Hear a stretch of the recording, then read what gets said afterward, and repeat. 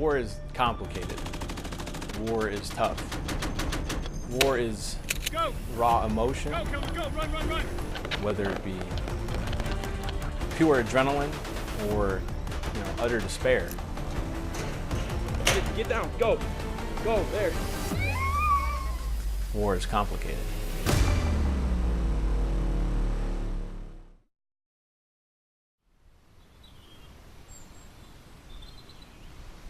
Rory Coleman is a 28-year-old senior at UCF and a member of the Knights football program. Coleman's journey, pain, and sacrifice to the football field is unlike most other college athletes today.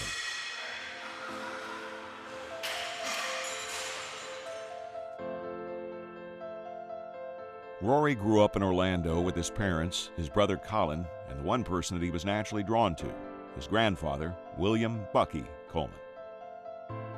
Bucky had a presence when he walked into a room, whether he was talking with you. There was something about him that was just different than everyone else. He was a World War II veteran. He jumped on D-Day with the 101st. Captured after 2 weeks on the battlefield, and then prisoner of war for the duration of the war, only to escape afterwards.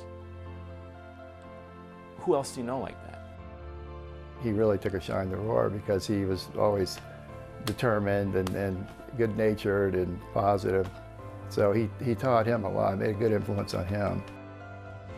When it came time to decide what to do after high school, it's no surprise that Rory looked to his grandfather for guidance. I was just talking with my grandfather, and I asked him, how do you feel that the Army benefited you? Because at this point I was starting to look at all my options after high school. He just, in short, told me that the experiences you will gain just from being there and going through the experiences is unlike anything you could ever get outside of that. With that advice, Rory decided to follow his grandfather's footsteps into the Army. However, his path would be a little different. After a good bit of thinking, I decided I wanted to become a medic because when a soldier gets wounded on the battlefield, it is their most desperate hour. And it's very intimate, almost. And I wanted to be there for that because I knew that I would not let them down. I would do everything in my power to bring them back, especially to their families. Within a year of joining the Army, Coleman was on a plane bound for Afghanistan with the 10th Mountain Infantry Division. He was in the Wardak province when he helped save an injured soldier's life and was later awarded the Army Commendation Medal of Valor. Soon after that life-changing moment, Rory would learn again how life can change in an instant.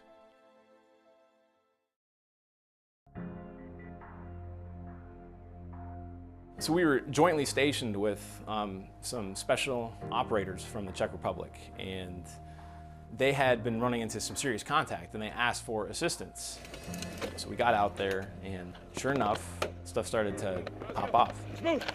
We immediately pursue what was thought to be about 4 or 5 insurgents, and we had been fighting from a little street to street and pushing them back. About 20 minutes into it, we really started making contact with them, and they weren't falling back anymore. So now we had them cornered in a sense. Get down, go, there. Within about a few seconds, one of the insurgents had started coming up out of the basement. And he had dropped the grenade next to him, or placed it, whatever it may be, but he definitely knew he was going out. And as I started to, really come up on top of him, I was looking through my sight, and then immediately just wiped. Split second after that, I was being jettisoned back, and all I could see was this dust and dirt flying everywhere in the air, and land smack on my face. And I just kind of roll over and then, kind of sit up a little bit and just see just blood pouring down. Cold blood.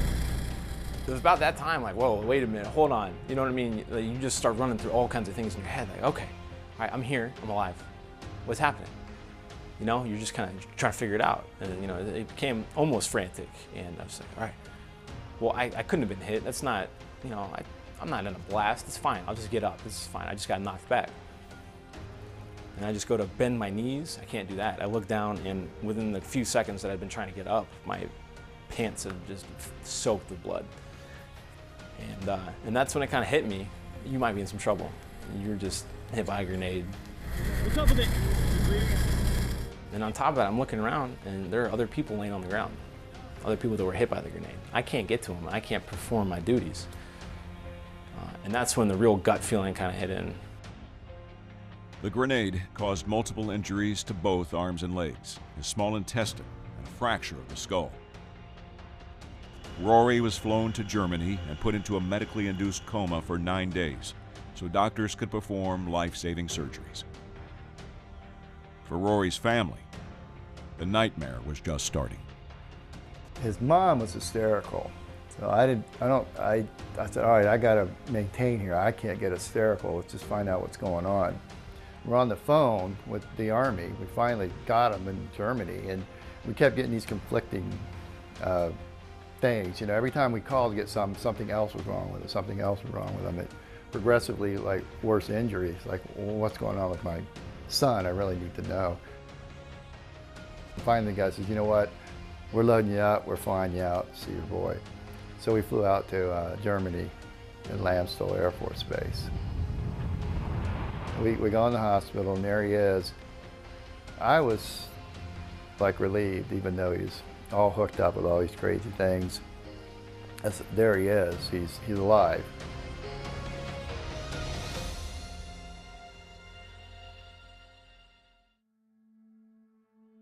After Rory woke up from the surgeries, he was surrounded by family. Once he was in stable condition, the Army flew them to Brooke Army Medical Center in Texas, where Rory would begin his journey to recovery. You know, the recovery process was long. Even after I decided to return to active duty instead of taking the medical discharge, it had taken a while. And a big part of me, not accepting that medical discharge was I wanted to remain with my guys, remain with my unit until the completion of my enlistment. While recovering, Rory attended Tallahassee Community College, where he worked on achieving his dream of playing college football. He set his sights on UCF, and the time came in March 2016, open tryouts. Watching those tryouts, Rory was one of the guys that stood out from an athletic standpoint. You could tell right away his work ethic and his intensity and his desire. But once we heard his story and where he had come from and what he'd been through, we knew that the other things that he would bring to a team from a character standpoint, from a leadership standpoint. It all kind of culminated. I know that I had a lot more work to do, but the fact that I had gotten that foot in the door and I did what I set out to do was nothing like it. It was euphoric.